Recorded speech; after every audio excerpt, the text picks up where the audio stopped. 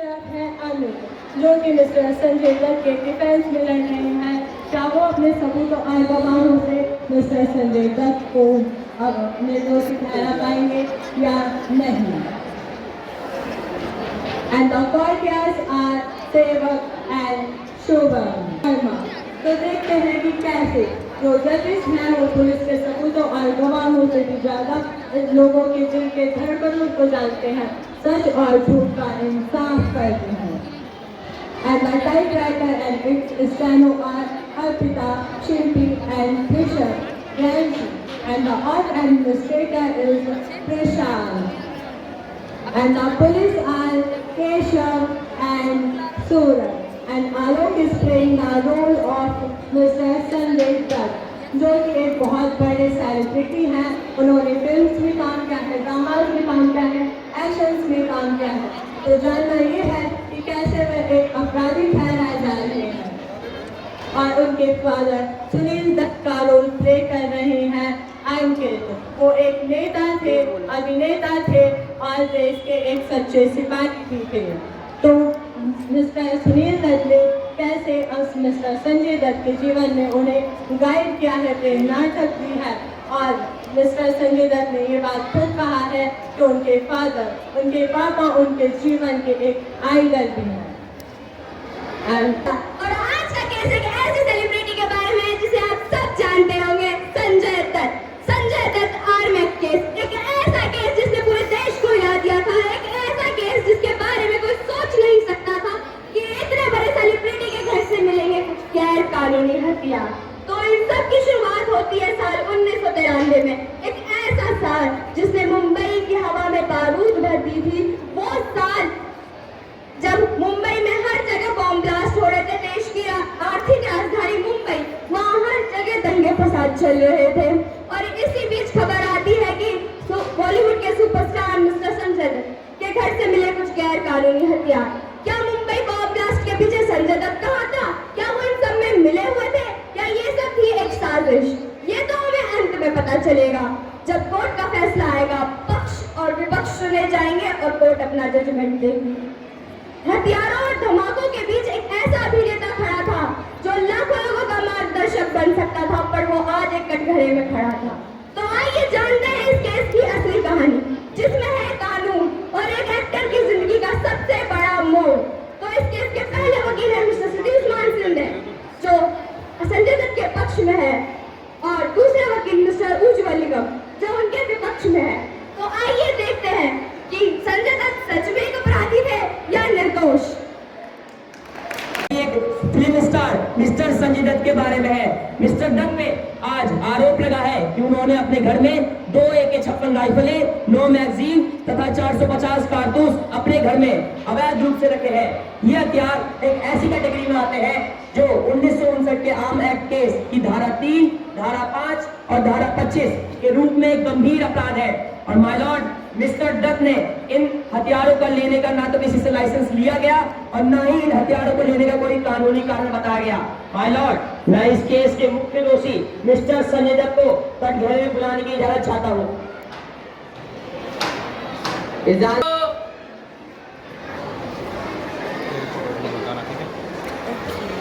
आप गीता पर हाथ रखकर कसम खाइए।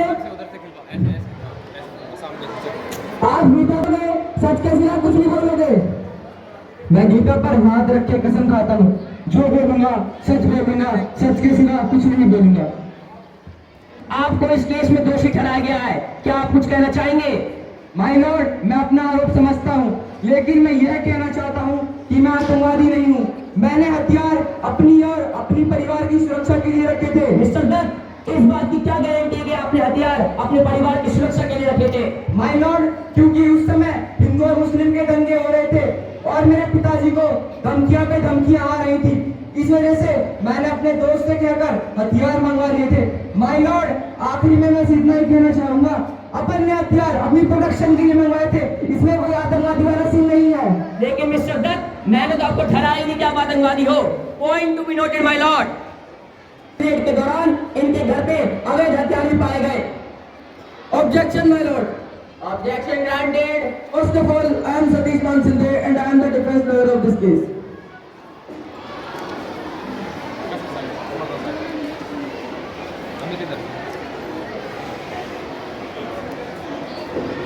सामने आस्तिक थोड़ा और आगे आस्तिक सबसे पहले मैं यह स्पष्ट करना चाहता हूँ कि संजय दत्त पर लगाए गए आरोप आर्म्स एक्ट की प्रोविजंस के अंतर्गत आते हैं, लेकिन कोई भी एविडेंस ना होने के चलते मिस्टर उज्जवल का एक केस कमजोर प्रतीत होता है।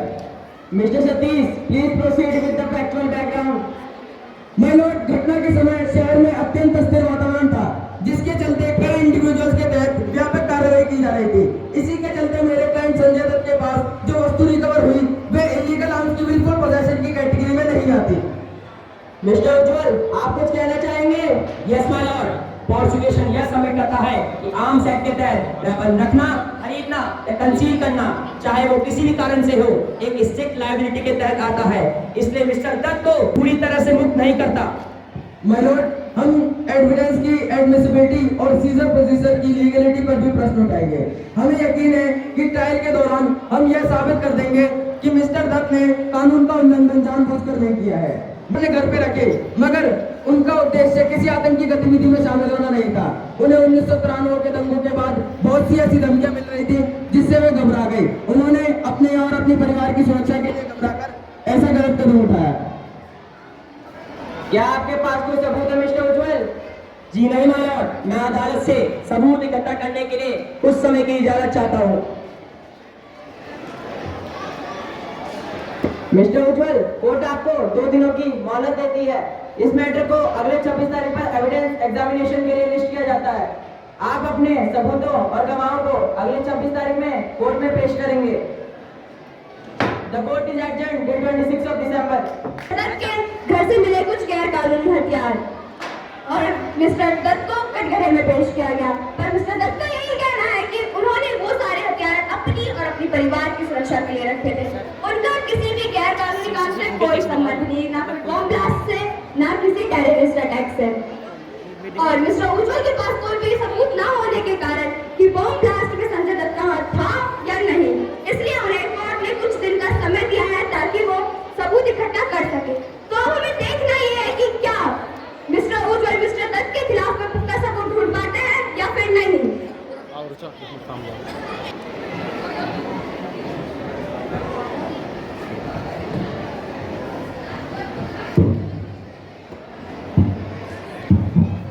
आज की कार्रवाई शुरू की जाए।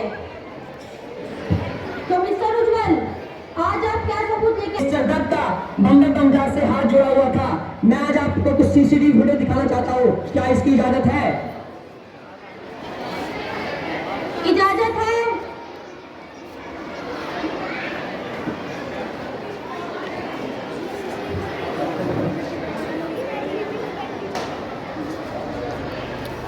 पूरा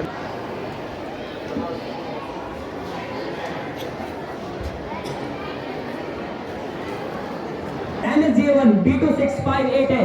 ये गाड़ी संजय दत्त के घर के बाहर 8 मिनट तक रुकती है। इस गाड़ी से 2 लोग खड़े निकलते हैं एक बैग लेके, और इससे ये साबित हो रहा है कि वे 2 लोग का इस केस में हाथ है।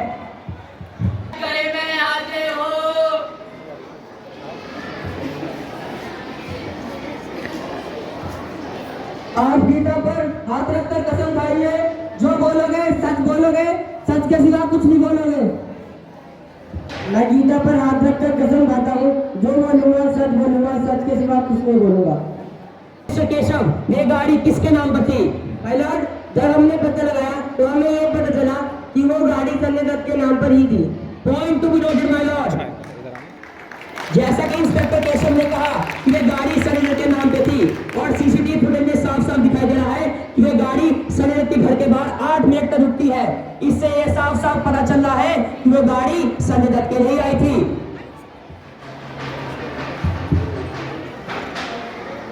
Objection my Lord. Objection granted.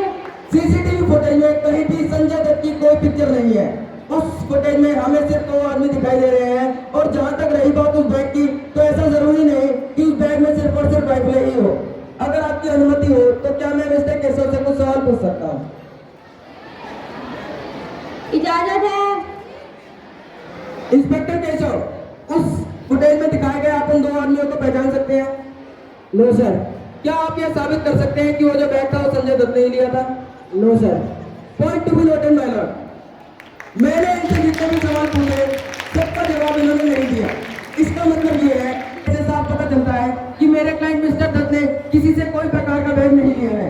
गाड़ी उनके नाम पर होना मेरे क्लाइंट को दोषी नहीं ठहरा सकता। जी नहीं माय लॉर्ड, मैं अदालत से और सबूत इकट्ठा करने के लिए कुछ समय के लिए जाना चाहता हूँ।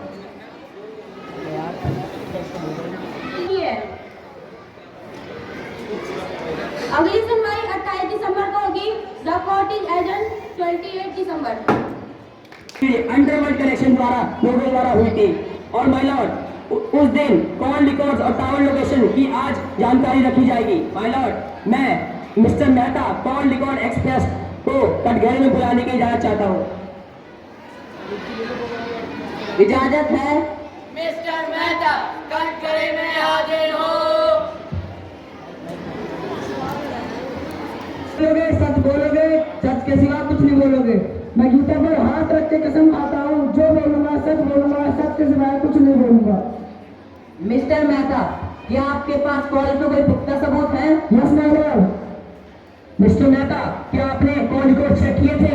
यस माय लॉर्ड, मैंने 15 मार्च 1993 से लेकर 20 अप्रैल 1993 तक के सारे कॉल रिकॉर्ड चेक किए। अदालत को बताइए उसमें आपको क्या मिला? माय लॉर्ड, जब हमने कॉल रिकॉर्ड चेक किया तब हमें पता चला कि संजय दत्त ने कुल 11 बार एक नंबर पे कॉल किया था। मिस्टर मेहता, ये बताइए कि वे क्या क्या वो नंबर किसी गैंग से संबंधित था? Mister Mehta. Yes my Lord, वो नंबर छोटा राजन ग्रुप का कॉल फॉरवर्डिंग नंबर था। मिस्टर मेहता, आपने जो कॉल रिकॉर्ड सुने उससे आपको क्या पता चला? माय लॉर्ड, जब हमने कॉल रिकॉर्ड को सुना तब हमें पता चला कि डिलीवरी के 3 घंटे पहले यूसुफ खान ने कॉल संजय दत्त को गया था। और माय लॉर्ड, दूसरा number undercover agent Salim Qureshi के नाम पर था, जो हफ्ता वसूली और गन डिलीवरी का अहम आदमी है। Objection my Lord. Objection granted. अगर आपकी इजाजत हो तो क्या मैं मिस्टर मेहता से कुछ सवाल पूछ सकता हूँ? इजाजत है। तो मिस्टर मेहता, क्या इन कॉल्स में किसी गैर कानूनी काम की बात दर्ज है? No sir. क्या छोटा राजन या सलीम ने कभी भी बयान दिए कि हथियार संजय दत्त को भेजे? No sir. कॉल की लोकेशन मैचिंग से क्या यह साबित होता है कि हथियार संजय दत्त ने डिलीवर करवाए? No sir. तो ये नहीं होगा। माय लॉर्ड, मैं इस केस के इंस्पेक्टर केशव को कटघरे में फिर से बुलाने की इजाजत चाहता हूँ। इजाजत है। इंस्पेक्टर केशव सिंधे कटघरे में हाजिर हो।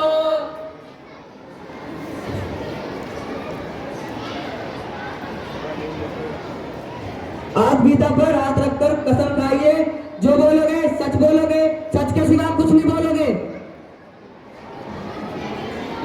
मैं गीता पर हाथ रखकर कसम खाता हूँ, जो सच बोलूंगा, सच के सिवा कुछ नहीं बोलूंगा।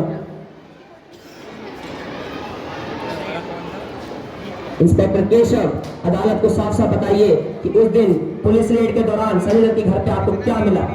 यस माय लॉर्ड, हमने जब पता लगाया तो हमें ये पता चला कि हथियार लेकर आने वाली टीम छोटा राजन ग्रुप से मिली हुई थी और कम्युनिकेशन चैनल सलीम कुरैशी के नेटवर्क से था। इंस्पेक्टर, क्या किसी गैंगस्टर ने कोर्ट में या पुलिस रिकॉर्ड में कहा कि संजय दत्त ने ये हथियार टेररिस्ट एक्टिविटी के लिए लिए थे? No sir. क्या ये हथियार संजय दत्त ने छुपाए? No sir.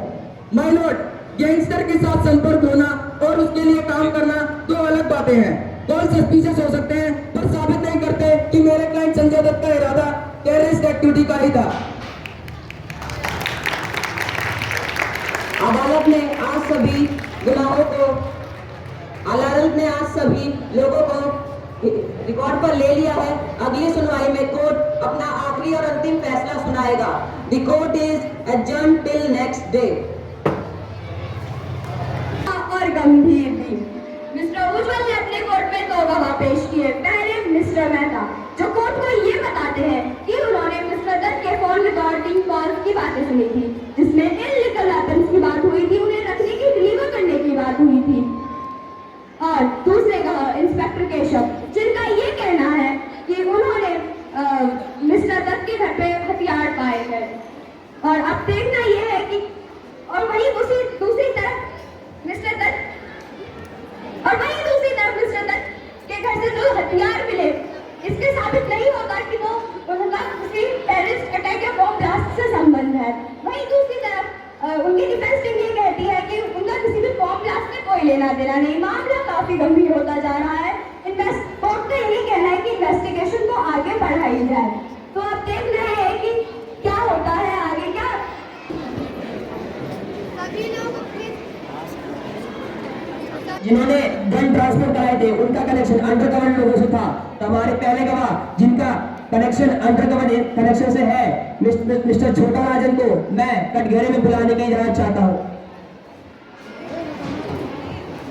इजाजत है। मिस्टर छोटा राजन कटघरे में हाजिर हो।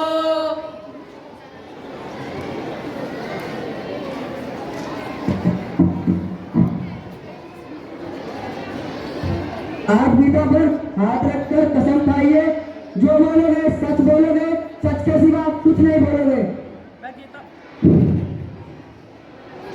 मैं गीता पर हाथ रख के कसम खाता हूँ, जो बोलूंगा सच बोलूंगा, सच के सिवा कुछ नहीं बोलूंगा। के घर पे ट्रांसफर कराए थे।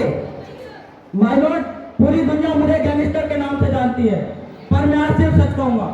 ये सच है कि संजय दत्त ने मुझसे हथियार मांगे थे, पर कोई गुनाह करने के लिए नहीं, सिर्फ और सिर्फ एक डर की वजह से, क्योंकि बाहर हिंदू मुस्लिम के दंगे हो रहे थे, जिसकी वजह से उनके माता पिता पर धमकी वाले कॉल आ रहे थे।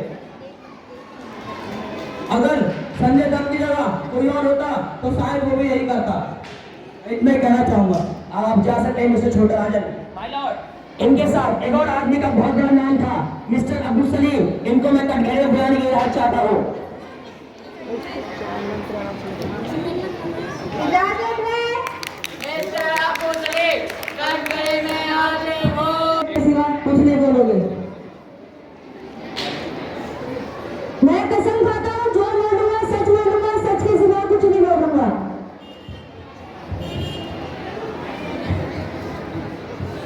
मिस्टर अब्दुल सलीम, अदालत को साफ साफ बताइए कि उस रात आपने किसके कहने पर गन ट्रांसफर कराए थे। माय लॉर्ड, मेरे पास गैंग से छोटा राजन का कॉल आया था। उन्होंने मेरे से बोला था कि हमें संजय दत्त के घर पर कुछ सामान पहुंचाने जाना है। क्या आपको पता था उस सामान के अंदर क्या है? नहीं माय लॉर्ड, जब मैं संजय दत्त के घर पहुंचा तब मुझे मालूम चला उस सामान में कुछ हथियार भी है। तो आपने उसी वक्त पुलिस को इन्फॉर्म क्यों नहीं किया? माय लॉर्ड, मैं उस टाइम घबरा गया था और मैंने ये सोचा था कि वो एक बड़े सेलिब्रिटी है, उनके पास गन की लाइसेंस तो होंगे। Point to be noted my Lord. आप जा सकते हैं मिस्टर अब्दुल सलीम।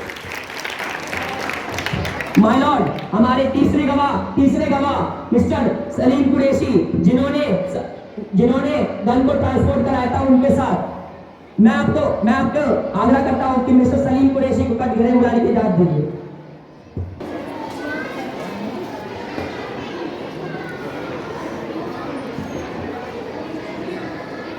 आप कुरान पर हाथ रखकर कसम खाइए, जो बोलोगे सच बोलोगे, सच के सिवा कुछ नहीं बोलोगे।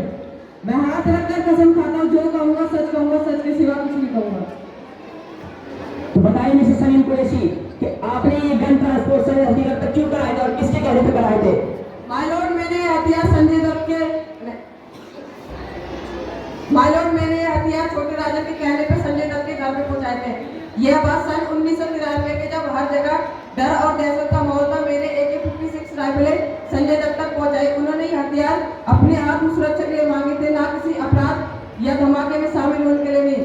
जब मैंने उनके घर पर ये हथियार पहुंचाया तब उनमें डरे और शर्मिंदा का चेहरा साफ दिखाई दे रहा था, पर मगर कानून डर नहीं देखते, सिर्फ गलती देखता। तो मैं आज आपके सामने पूरी सच्चाई बता चुका हूँ ताकि नया साफ साफ दिखाई दे।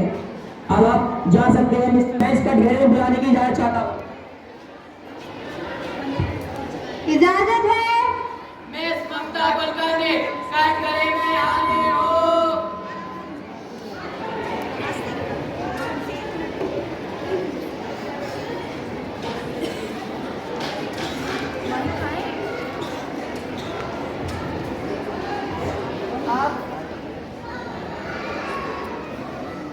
आप गीता पर हाथ रखकर कसम खाइए, जो बोलोगे सच बोलोगे, सच के सिवा कुछ नहीं बोलोगे। मैं गीता पर हाथ रख के कसम खाती हूँ, जो बोलूंगी सच बोलूंगी, सच के सिवा कुछ नहीं बोलूंगी। तो बताइए मिस ममता कुलकर्णी, आपने उस कौन अब्दुल सलीम से क्या सुना था बात करते हुए?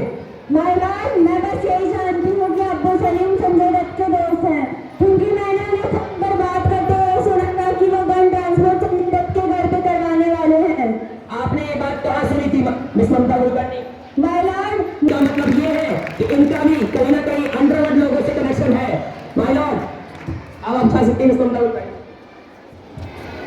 माय लॉर्ड, सभी गवाहों और सभी सबूतों के आधार पर मैं आपसे यह अनुरोध करता हूँ कि मिस्टर दत्त को कड़ी से कड़ी सजा मिले, जिससे यह साबित हो कि आगे जाके कोई भी बड़ा से बड़ा अभिनेता ये गलत काम ना कर सके। That's all my Lord. आप कुछ कहना चाहेंगे मिस्टर सतीश?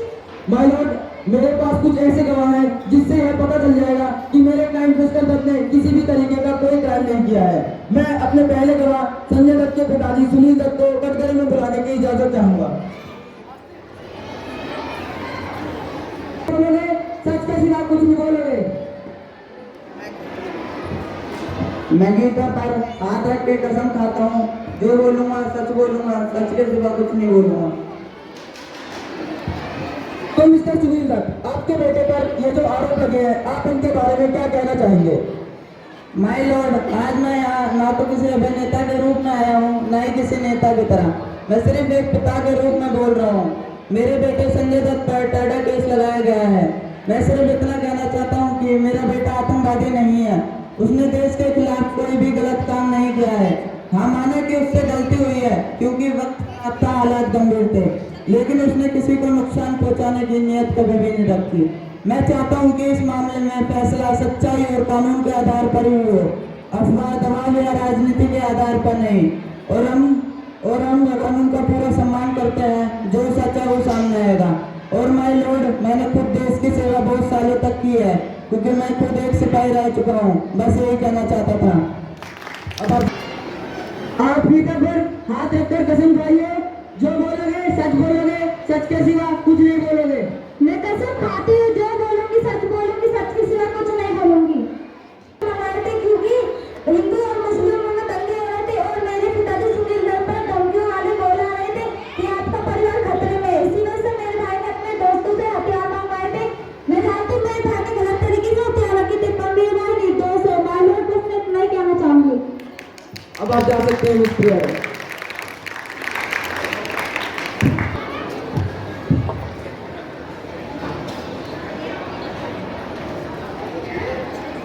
आप गीता पर हाथ रखकर कसम खाइए, जो बोलोगे सच बोलोगे, सच के सिवा कुछ नहीं बोलोगे। मैं गीता पर हाथ रख के कसम खाता हूँ, मैं जो बोलूंगा सच बोलूंगा, सच के सिवा कुछ नहीं बोलूंगा। तो मिस्टर कुमार गौरव, जैसा कि आप संजय दत्त के बचपन के दोस्त हैं, तो आप इन सब आरोपों के बारे में संजय दत्त के बारे में क्या कहना चाहेंगे? माय लॉर्ड, मेरा नाम कुमार गौरव है। मैं संजू का बचपन का दोस्त हूँ। मेरे पिताजी राजेंद्र कुमार और संजू के पिता सुनील दत्त बचपन से ही काफी अच्छे दोस्त थे, जिससे मैं ये कह सकता हूँ कि संजू मेरा बचपन का दोस्त है। मैं अक्सर संजू के घर जाया करता था, इसलिए मेरी संजू की दोस्ती हो गई। संजू मेरा बचपन का दोस्त है, इसलिए मैं ये कह रहा हूँ कि संजू एक काफी साफ दिल और एक नेक इंसान है। मैं आज खुद हैरान हूँ कि संजू पर आज ऐसे आरोप लगाए जा रहे हैं। मैं आपसे बस इतना कहना चाहूंगा कि संजू बेकसूर है और कोर्ट से मैं बस यही निवेदन करता हूँ कि न्याय सिर्फ हमारे पक्ष में ही हो।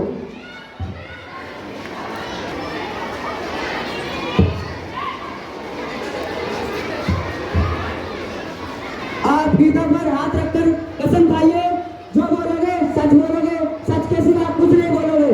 मैं गीता पे हाथ रख के कसम खाता हूँ, जो बोलूंगा सच बोलूंगा, सच के सिवाय कुछ नहीं बोलूंगा। फिल्म शूटिंग के दौरान हुई थी। हम लोग घंटों तक आपस में बात करते और संजय का चरित्र बहुत अच्छा था। मैं आपसे बस यही कहना चाहूँगा कि मेरे दोस्त को जो भी झूठे आरोप लगे हैं वो गलत है। मेरी आपसे बस यही दरख्वास्त है कि न्याय हमारे पक्ष में ही हो। अब आप जा सकते हैं मिस्टर कलेजा कि न्याय हमारे पक्ष में ही आए। That's all my Lord.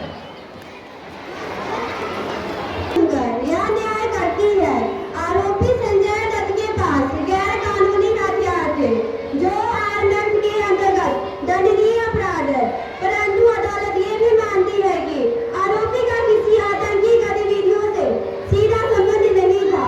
हथियार का उपयोग किसी हिंसक कार्य के लिए नहीं किया गया। अदालत पक्ष और विपक्ष के सबूतों और गवाहों को मद्देनजर रखते हुए अदालत इस नतीजे पर पहुंचती है कि आरोपी संजय दत्त को 5 वर्ष की सजा एवं 25,000 का जुर्माना भुगतना पड़ेगा। The court is dismissed.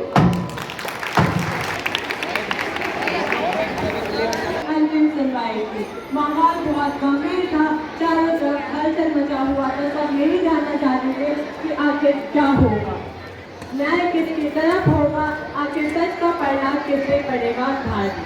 तो इसी के साथ कोर्ट ने आज संजय दत्त के फादर को बुलाया, उनके सिस्टर को बुलाया और उनके फ्रेंड्स को बुलाया और कोर्ट ने पक्ष और विपक्षों के तर्क को सुना और दोनों पक्षों के वकीलों के सबूत और गवाहों को मद्देनजर रखते हुए मिस्टर संजय दत्त पे से सारा केस हटाकर उन्हें आज एक्ट के तहत 5 साल के लिए जेल में ग्रस्त किया है और 25,000 रुपये का जुर्माना भरने को कहा है।